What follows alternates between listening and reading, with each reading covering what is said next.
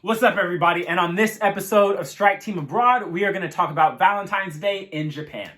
So Valentine's Day was earlier this week, and coming from America, there are a lot of differences between how they celebrate Valentine's Day here in Japan and in America. There are three major ones that really took me off guard, and the first one I absolutely love, okay? And that is Valentine's Day is for the boys, okay? Finally, a romantic holiday that's about us. Never happens in America, okay? But here in Japan, Valentine's Day is not about the guys giving the girls gifts. It's about girls giving the guys gifts. So in Japan, it's considered taboo for a woman to express her feelings romantically to a man. So Valentine's Day became a day where women could go out, buy a box of chocolate, and present it to the guy that they're attracted to or that they might have a crush on as a way of sharing their emotions. So it's not about guys giving gifts at all. It's all about the woman giving gifts to the man to show how she feels. It's also not about going out on dates and wine and dining each other or anything like that. It's simply giving chocolates to show the guy how the woman feels. So it's all about expressing themselves. Now, as those chocolate companies came in and started recognizing the profitability with all this chocolate money, okay, they started marketing a bunch of other kinds of chocolates that women can also give out during Valentine's Day as well. Matter of fact, you might as well just call Valentine's Day Chocolate Day here in Japan. So, while the most common chocolate is called Hanmei Cocoa, I'm going to butcher these names, gosh, are the romantic chocolate that you're giving to somebody you might have a crush on.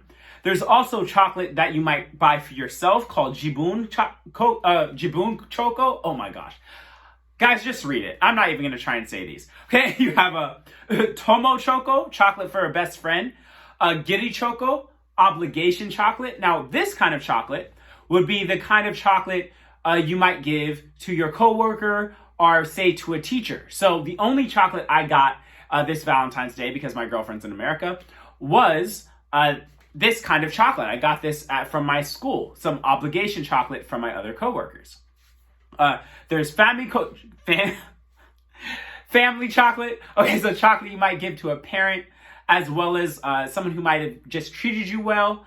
And also there is the time where a guy will give chocolate to a girl, even though that is much less common, because like I said, Valentine's Day here in Japan is for the boys. So I'm sure many of you are asking, what about the girls? Obviously, there must be a day where the guys return the favor to the girls in some way, shape, or form. And there is.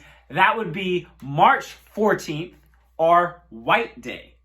So White Day is the day where guys show their appreciation back to the girl who gave them chocolates. Now, it's called White Day because the color white in Japanese culture is connected to sort of an innocent, pure teenage style of love.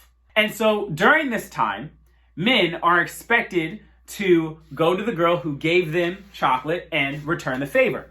And this is where it totally switches around, and I'm not as happy about it. Men are supposed to go up to the woman that gave them chocolates on Valentine's Day and offer them back a gift that is 2 to 3 times as expensive. So obviously we can't get a break. So white chocolate is considered the staple for this. You're giving back a bigger gift of white chocolate, but also jewelry as well as white lingerie are also apparently acceptable. Like I said, I haven't had a chance to experience this one myself, but this is what I was told when I asked around. Now, it's also possible that the man won't return any gifts at all. This is considered to be very rude and sort of like a major rebuke, like get away from me kind of a no coming from the guy.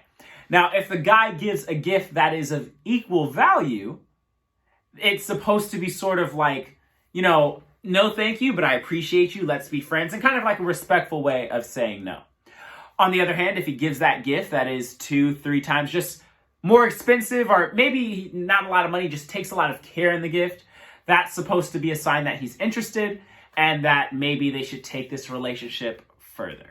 Another interesting thing that I was informed of is you shouldn't give cookies on White Day. Now, obviously, we're doing chocolates mostly anyway, but apparently there's a stigma that cookies, because they can sometimes be dry, is like saying your relationship is stale. So apparently that's kind of rude too. So if any guys are out there, don't give cookies on White Day. So yeah, with this 2 to 3 times as expensive thing happening, it might as well just be called Bankrupt Your Boyfriend Day, but whatever, it is what it is. So Valentine's Day is all about the chocolates.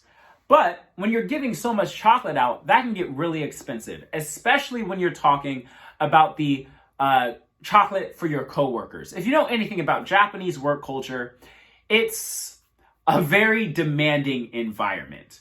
Okay, and so a lot of women feel undue pressure to give chocolates to every male coworker, especially male supervisors and things like that.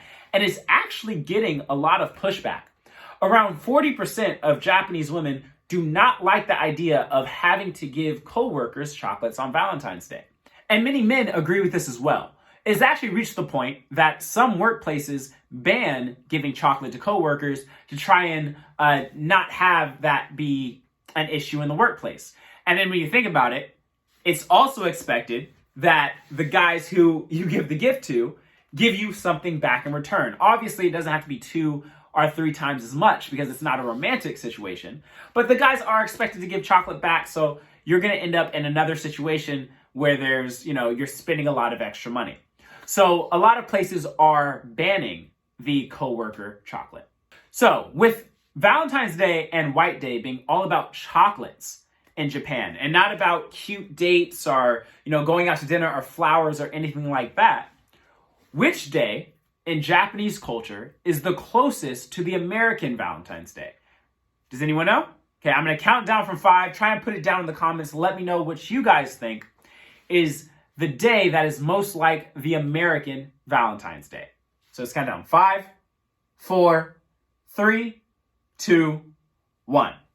So the answer is Christmas. Okay, or actually Christmas Eve. Okay, December 24th. Christmas Eve is the closest day to Valentine's Day here in Japan.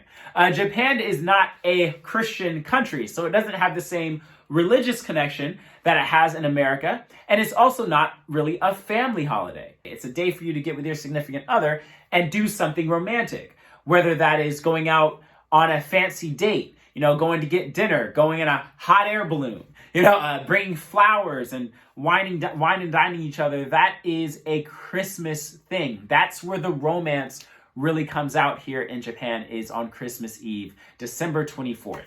Okay, so that is the day that is most like Valentine's Day in Japan.